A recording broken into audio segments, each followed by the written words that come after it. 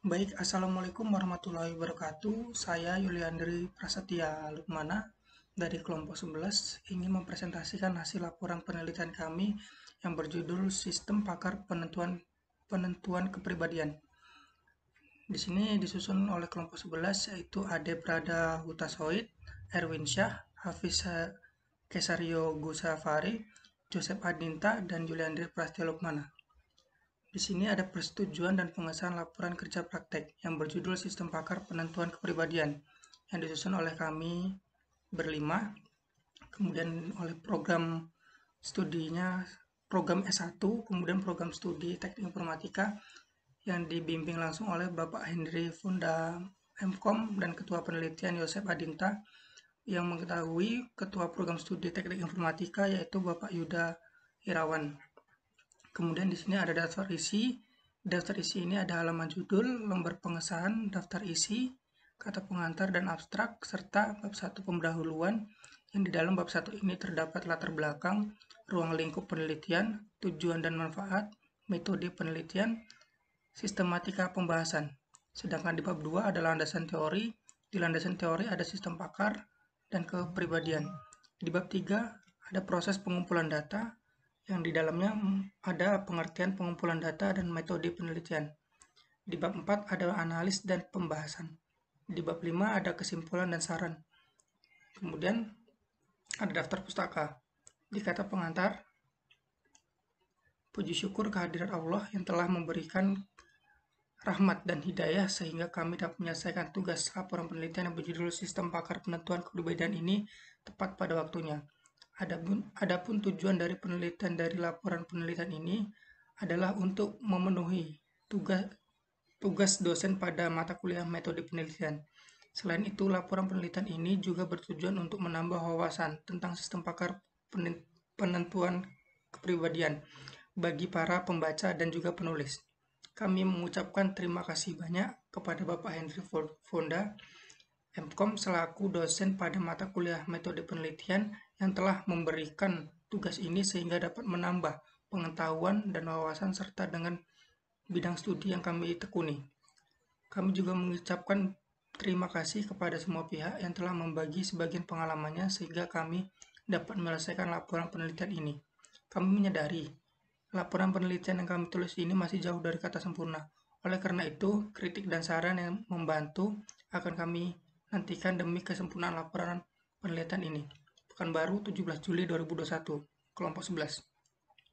Kemudian ada abstrak. Di abstrak ini, dengan pengembangan teknologi, setiap waktu ke waktu, semua lini kehidupan sudah terkomputerisasi. Begitu juga sebuah sistem pakar penelitian tipe kepribadian yang bisa membantu psikologi dalam menyelesaikan tugasnya dengan cepat, tepat, dan mudah. Di samping itu, kekurangan jumlah psikolog dalam menangani kasus analis tipe kepribadian menjadi catatan penting. Mengapa sebuah sistem pakar berbasis penelitian kepribadian dibutuhkan? Dalam penelitian ini, sistem pakar yang dibangun menggunakan antarmuka desktop yang juga bisa berbasis online. Tidak saja ketika berjumpa psikolog bisa digunakan, tetapi juga bisa digunakan siapa saja yang menggunakan PC atau smartphone. Penelitian ini menggunakan metode case-based reasoning, di mana metode ini adalah metode yang cocok dalam perumusan knowledge yang baru terhadap pemeriksaan pasien di bidang ilmu psikologi. Merujuk kepada sebuah penelitian yang dilakukan oleh Florence Littater yang membagi tipe kepribadian kepada 4 bagian, yaitu melankolis, sanguinis, koleris, dan phlegmatis. Diharapkan dengan penelitian ini bisa membantu pasien dan psikologi dalam menganalisa dan menentukan kepribadian dengan tepat, cepat, dan mudah. Baiklah, mungkin hanya itu yang bisa saya sampaikan di kelompok 11 ini. Untuk bab 1 bisa untuk bab 1 diteruskan kepada kelompok saya yang lainnya. Sekian, terima kasih. Assalamualaikum warahmatullahi wabarakatuh. Baiklah, Assalamualaikum warahmatullahi wabarakatuh. Di sini saya akan melanjutkan presentasinya, yaitu tentang bab 1, yaitu latar belakang. Dengan berkembangnya teknologi dari waktu ke waktu, semua aspek kehidupan telah terkomputerisasi. Demikian pula sistem pakar untuk menentukan tipe kepribadian dapat membantu psikolog menyelesaikan tugas mereka dengan cepat, akurat, dan mudah. Selanjutnya, kemudian merupakan kebiasaan sifat-sifat yang dimiliki seseorang yang berkembang ketika seseorang berhubungan dengan orang lain. Itu menurut Koswara 2005. Dalam versinya 2016 menegaskan bahwa definisi kepribadian adalah suatu istilah yang mengacu pada gambaran-gambaran sosial tertentu yang diterima oleh individu dari kelompoknya atau masyarakat. Dalam penelitian ini, peneliti menitik beratkan referensi kepada 4 tipe kepribadian, yakni melankolis, flegmatis, koleris, dan sanguinis. Dengan alasan tipe kepribadian tersebut adalah tipe kepribadian yang umum dalam dunia psikologi. Diharapkan output dari penelitian ini bisa membantu penelitian lanjutan, pasien, masyarakat umum, dan psikologi dalam mengambil sebuah kesimpulan terhadap suatu pokok permasalahan, khususnya dalam penentuan kepribadian baik kepada orang dewasa maupun kepada anak-anak. Selanjutnya masuk kepada ruang lingkup penelitian. Nah, yang pertama adalah batasan masalah, yaitu menjelaskan tentang sistem pakar, menjelaskan tentang kepribadian dan tipe kepribadian, dan yang ketiga adalah menjelaskan tentang sistem pakar dalam menentukan kepribadian, dan yang terakhir adalah menjelaskan hasil pemecahan masalah dalam sistem pakar penentu kepribadian. Itu yang selanjutnya adalah rumusan masalah. Yang pertama adalah bagaimana menentukan kepribadian seseorang dengan menggunakan sistem pakar. Yang kedua, bagaimana memiliki kepribadian yang baik. Dan yang ketiga adalah bagaimana sistem komputer membantu memudahkan manusia dalam menyelesaikan masalah. Selanjutnya adalah tujuan manfaat penelitian. Yaitu tujuan penelitian. Tujuan dari penelitian ini diharapkan output dari penelitian ini bisa membantu penelitian lanjutan pasien masyarakat umum dan psikologi dalam mengambil sebuah kesimpulan. Yang kedua adalah manfaat penelitian. Yang pertama, dapat mengetahui bagaimana menentukan kepribadian dengan menggunakan sistem pakar. Yang kedua, dapat membantu psikolog dalam menentukan kepribadian. Dan yang ketiga adalah dapat menambah wawasan bagi pembaca dan penulis tentang sistem pakar dalam menentukan kepribadian. Masuk kepada metodologi penelitian. Yang pertama itu A. Pengamatan.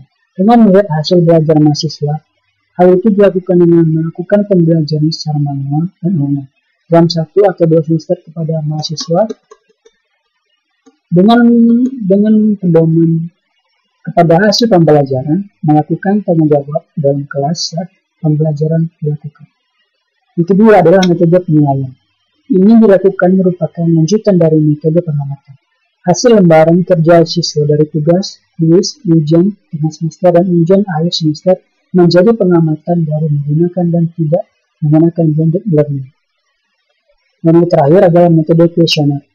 Pada metode ini, mahasiswa mengisi langsung kuesioner yang telah disiapkan oleh peneliti. Mahasiswa akan menjawab pertanyaan yang diajukan peneliti. Kuesioner dapat berupa hasil cetakan dalam kertas atau kuesioner dibuat secara online yang disediakan oleh pihak ketiga. Itu 1.5 yaitu tentang sistematika pembahasan. Di bawah ini penulis akan menjelaskan sistematika pembahasan pada laporan peneliti sistem pakar penentu kepribadian agar dapat dipahami oleh pembaca. Berikut sistematikanya. Yaitu tentang bab 1, pendahuluan. Pada bab ini menulis membahas latar belakang penelitian, ruang lingkup penelitian, tujuan dan manfaat penelitian, dan sistematika pembahasan. Lalu, bab 2 adalah landasan teori. Pada bab ini berisi tentang pengertian sistem pakar, kepribadian, dan tipe kepribadian. Bab 3 ini tentang proses pengumpulan data.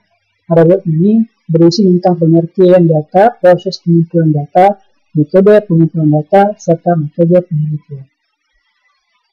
Bab 4 administrasi pembahasan. Pada bab ini berisi tentang hasil dari penelitian dan pembahasan tentang penelitian sistem pakar penentu kepribadian.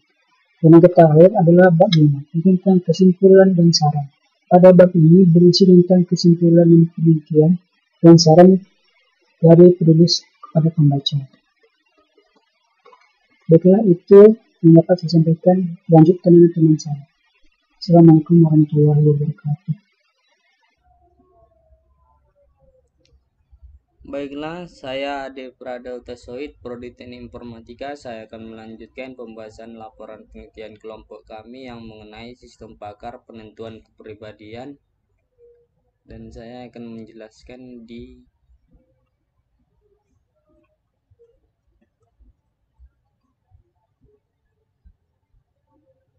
landasan teori.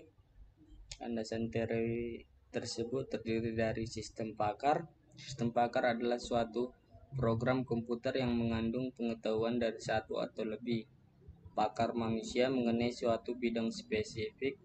Tujuan sistem pakar adalah mentransfer kepakaran seseorang pakar ke komputer, kemudian melanjutkannya dari komputer ke orang lain, dalam kurung yang bukan pakar.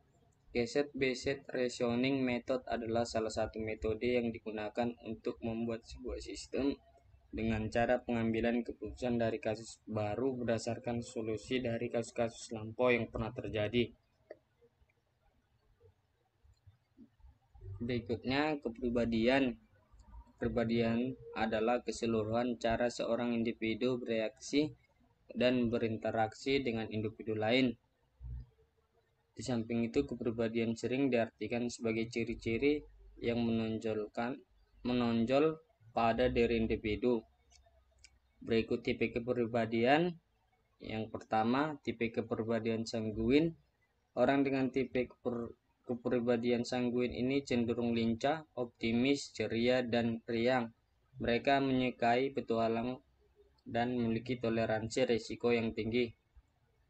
Berikutnya, tipe kepribadian flegmatis. Mereka mencari keharmonisan interpersonal dan hubungan dekat. Mereka menjaga hubungan mereka dengan teman lama, anggota keluarga jauh, dan tetangga. Berikutnya, tipe kepribadian koleris. Seseorang dengan tipe kepribadian koleris biasanya adalah orang yang berorientasi pada tujuan. Orang koleris sangat cerdas, analitis, dan logis. Berikutnya, tipe kepribadian melankolis. Orang dengan kepribadian melankolis ini menyukai tradisi. Tipe kepribadian ini sangat mudah bersosialisasi dan berusaha untuk berkontribusi pada komunitas. Baiklah, sekian dari pembahasan saya. Selanjutnya akan dijelaskan oleh teman saya. Terima kasih. Berikutnya akan dijelaskan oleh saya, Joseph Adinta, yaitu pada bab 3, proses pengumpulan data. Pertama, pengertian pengumpulan data. Data adalah bahan keterangan berupa himpunan fakta, angka, huruf, grafik, tabel, lambang, objek, kondisi, dan situasi. Data merupakan bahan baku informasi. Untuk mencapai tujuan penelitian, peneliti memerlukan data yang benar yang dapat diperoleh di lapangan sesuai dengan topik dalam penelitiannya. Metode pengumpulan data adalah teknik atau cara-cara yang dapat digunakan oleh peneliti untuk mengumpulkan data. Teknik dalam menunjuk suatu kata yang abstrak dan tidak diwujudkan dalam benda, tetapi hanya dapat dilihat penggunaannya melalui angket, wawancara, pengamatan, ujian atau tes, dokumentasi, dan lain-lain. Berikutnya, metode penelitian. Pada pelaksanaan penelitian, metode yang digunakan adalah metode pengamatan, penilaian, dan kuesioner kepada mahasiswa di lingkungan Fakultas Ilmu Komputer Universitas Lancang Kuning. Yang pertama, metode pengamatan. Dengan melihat hasil belajar mahasiswa, hal itu dilakukan dengan melakukan pembelajaran secara manual dan online dalam 1 sampai dengan 2 semester kepada mahasiswa dengan pedoman kepada hasil pembelajaran. Melakukan tanya jawab dalam kelas saat pembelajaran dilakukan. Berikutnya adalah metode penilaian. Ini dilakukan merupakan lanjutan dari metode pengamatan. Hasil lembar kerja siswa dari tugas, kuis, ujian tengah semester, dan ujian akhir semester menjadi pengamatan dari yang menggunakan dan yang tidak menggunakan blended learning. Berikutnya adalah metode kuesioner. Pada metode ini, mahasiswa mengisi langsung kuesioner yang telah disiapkan oleh peneliti. Mahasiswa akan menjawab pertanyaan yang dilanjutkan peneliti. Kuesioner dapat berupa hasil cetakan dalam kertas atau kuesioner dibuat secara online yang disediakan oleh pihak ketiga. Penelitian ini, metode yang digunakan adalah case-based reasoning. Case-based reasoning atau CBR berarti menggunakan pengalaman sebelumnya dalam kasus yang mirip untuk memahami dan memecahkan permasalahan baru. Case-based reasoning atau CBR mengumpulkan kasus-kasus sebelumnya yang hampir sama dengan masalah yang baru dan berusaha untuk memodifikasi solusi agar sesuai dengan kasus yang baru. Yang mana pada CBR ini memiliki 4 tahapan, diantaranya tahapan pertama yaitu retrieve. Tahapan ini merupakan awal dari penggunaan metode CBR. Awal prosesnya adalah pengguna akan memilih atau menginput gejala-gejala, sikap, dan tingkah laku manusia kesehariannya. Selanjutnya adalah akan diproses oleh sistem dengan mencocokkan kasus-kasus lama yang memiliki nilai kemiripan yang hampir sama. Pada saat pencocokan inilah digunakan perhitungan case-based reasoning. Pada proses pertama, dicari terlebih dahulu nilai pada probabilitas dari setiap tipe kepribadian. Pada proses kedua, setelah mendapatkan nilai probabilitas dari setiap tipe kepribadian, barulah dicari probabilitas gejala yang sama. Pada proses ketiga, dicari nilai probabilitas dari semua tipe kepribadian. Proses berikutnya mencari nilai probabilitas gejala yang sama secara keseluruhan. Proses berikutnya mencari nilai akhir pada setiap kasusnya. Pada proses terakhir, barulah dicari nilai probabilitas akhir penyakit. Tahapan berikutnya adalah reuse. Pada tahapan ini, akan dipilih kasus termirip dengan nilai akurasi yang paling tinggi, dan juga akan memunculkan solusi penanganannya. Tahapan berikutnya adalah revise. Tahapan revise adalah tahapan proses yang seandainya pada proses retrieve menggunakan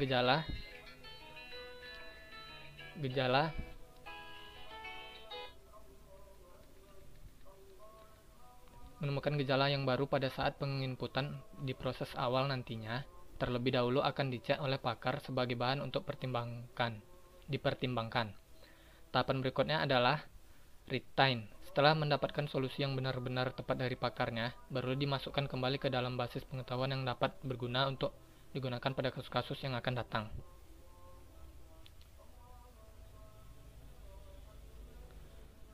Baiklah, itu saja dari saya.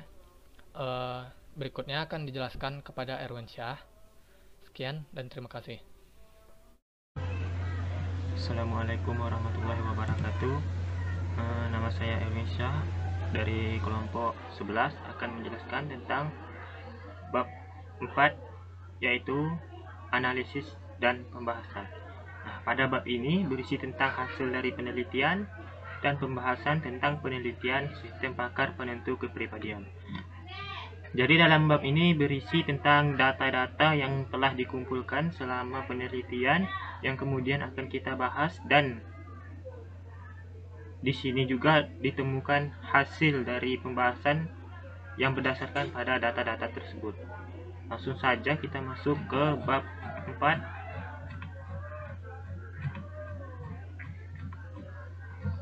Nah, ini dia bab 4. Analisis dan pembahasan.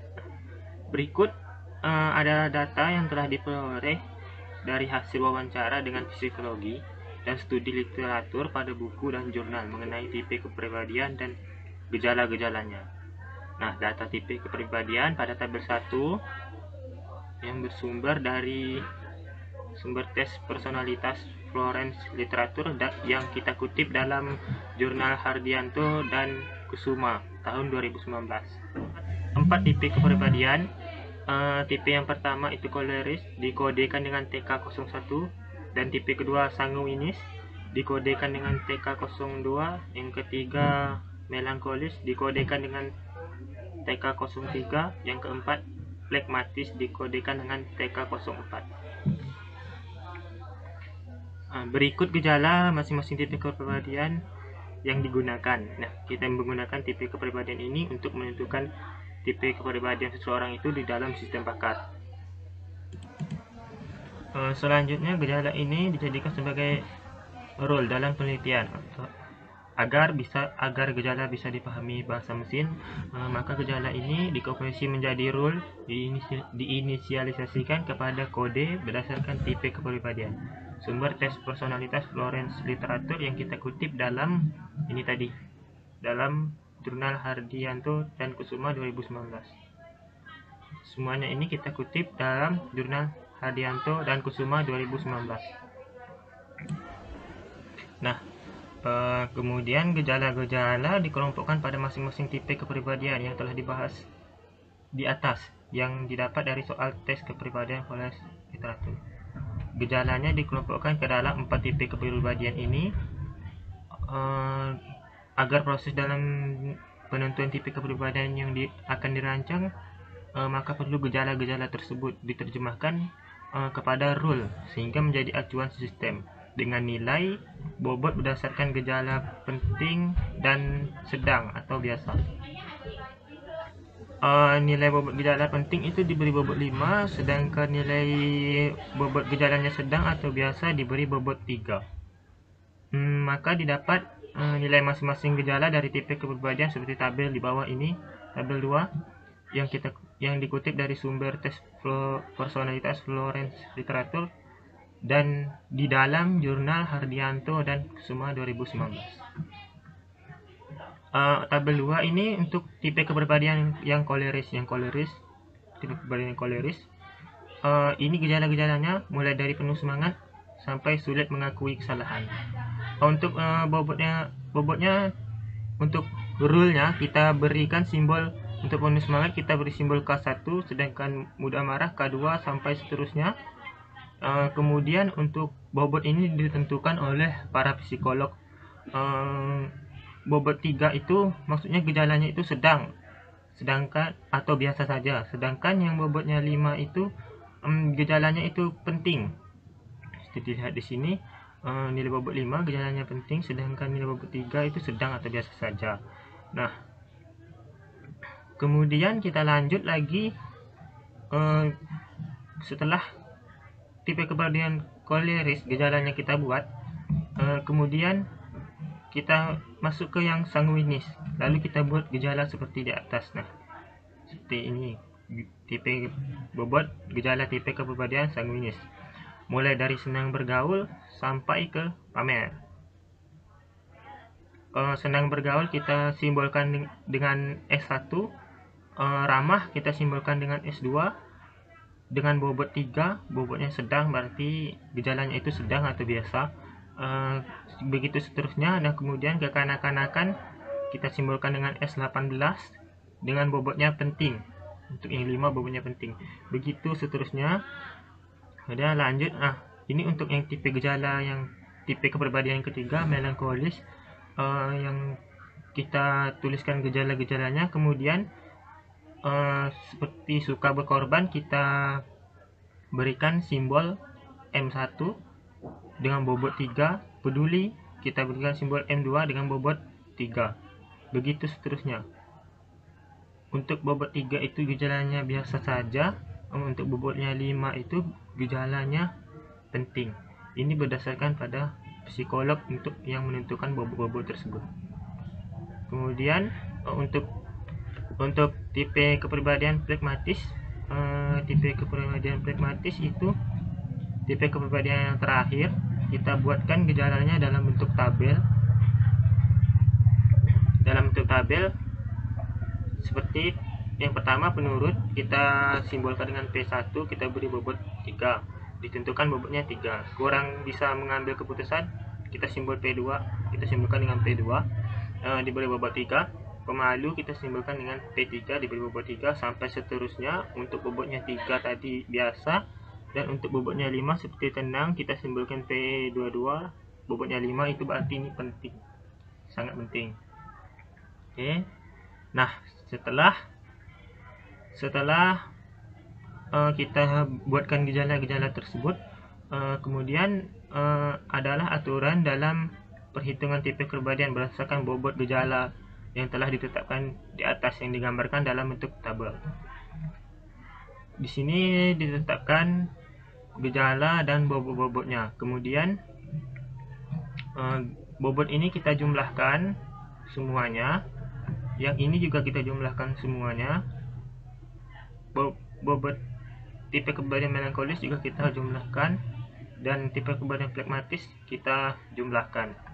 Nah, untuk aturannya, jika jumlah profil koleris besar dari jumlah profil sanguinis dan jumlah profil koleris besar dari jumlah profil melankolis dan jumlah profil melankolis besar dari jumlah profil flegmatis, maka dia sifatnya itu koleris. Jadi kesimpulannya untuk TP01 koleris. Ini sudah aturannya. Maksudnya jika jumlah profil koleris, jika jumlah koleris ini, jumlah semua bobot ini, jumlah semua bobot ini dijumlahkan. Jika jumlahnya besar dari jumlah profil sanguinis, besar dari jumlah ini sanguinis, dijumlahkan bobotnya. Jika koleris besar dari sanguinis, begitu juga seterusnya. Dan jumlah profil koleris besar dari jumlah profil melankolis dan jumlah profil koleris besar dari jumlah profil flegmatis, maka dia dikatakan tipe kepribadiannya koleris. Kemudian yang nomor 2, jika jumlah profil sanguinis besar dari jumlah profil koleris dan jumlah profil sanguinis besar dari jumlah profil melankolis dan jumlah profil sanguinis besar dari jumlah profil flegmatis, maka tipe kepribadiannya itu sanguinis. Yang nomor 3, untuk aturan yang nomor 3, jika jumlah profil melankolis besar dari jumlah profil sanguinis dan jumlah profil melankolis besar dari jumlah profil koleris dan jumlah profil melankolis besar dari jumlah profil flegmatis, maka tipe kepribadiannya itu melankolis. Kemudian yang keempat, jika jumlah profil flegmatis besar dari jumlah profil koleris dan jumlah profil flegmatis besar dari jumlah profil melankolis dan jumlah profil flegmatis besar dari jumlah profil sanguinis, maka tipe kepribadiannya itu flegmatis. Nah, tabel 6 inilah sebagai acuan atau aturan untuk menentukan tipe kepribadian itu termasuk koleris, sanguinis, melankolis atau flegmatis. Nah, dari sini kita menentukan apa tipe kepribadiannya berdasarkan gejala dan bobot yang telah ditentukan. Kemudian bab yang terakhir yaitu bab 5, kesimpulan dan saran. Yang pertama, kesimpulan dari penelitian yang berjudul Sistem Pakar Penentuan Kepribadian yang kita bahas ini, dapat ditarik kesimpulan. Beberapa kesimpulan yaitu, yang pertama, berdasarkan hasil diagnosa psikolog tentang kepribadian yang dikonversikan ke dalam sistem pakar, sangat bisa membantu psikolog dalam diagnosa kepribadian. Yang kedua, sistem pakar penentuan kepribadian dengan metode case based reasoning CBR, hasilnya kompleks. Yang ketiga, bobot nilai gejala kepribadian bisa berubah dari waktu ke waktu tergantung dari psikolognya. Yang keempat, kita dapat menentukan kepribadian seseorang dengan sistem pakar berdasarkan pada kepakaran yang dimiliki oleh psikolog. Yang kelima yaitu saran. Dari hasil penelitian kita didapat beberapa saran, yaitu sistem pakar sangat membantu dalam kehidupan manusia untuk menyelesaikan masalah. Oleh karena itu, sebaiknya kita memanfaatkan sistem pakar tersebut. Yang kedua, itu perlu pendampingan psikolog dalam konsultasi kepribadian. Yang ketiga, sistem pakar ini dapat dikembangkan lagi sesuai dengan kasus-kasusnya. Yang keempat, sistem pakar ini masih jauh dari kata sempurna. Oleh karena itu,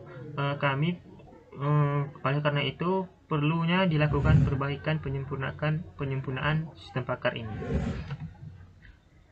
Kemudian daftar pustaka ini ada beberapa sumber yang kami ambil dalam menyusun laporan penelitian ini, yang kami buat menggunakan aplikasi Mendeley. Yang pertama ada sumber dari Hardianto R dan Suma C 2019 dalam jurnal berjudul Rancang Bangun Sistem Paket Penentuan Kepribadian, halaman 45-51. Yang kemudian ada dari web Mardatila A 2020 yang berjudul 4 tipe kepribadian menurut psikologi, mulai dari melankolis sampai pragmatis, dari jurnal Merdeka, dan ini alamat webnya. Begitu seterusnya. Oke, sekian dari kelompok kami. Semoga jurnal ini bisa dipahami oleh pembaca, dan apabila terdapat kesalahan dalam penyampaian, kami mohon maaf. Dan kami tutup dengan wassalamualaikum warahmatullahi wabarakatuh.